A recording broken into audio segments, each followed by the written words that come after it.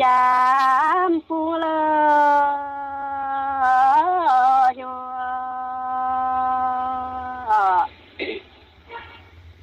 ma yun na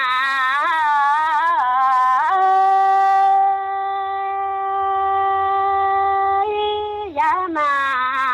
dia tăng thôi bữa ơi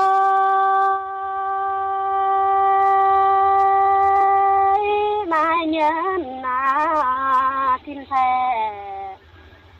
tu vì quyền chân nhân đề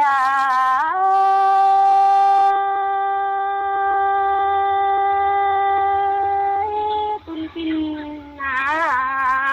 tới họ về nó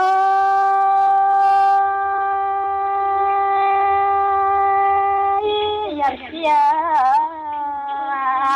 phải nhìn mưa tình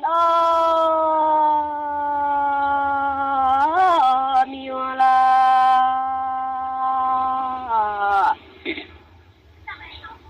tăng su về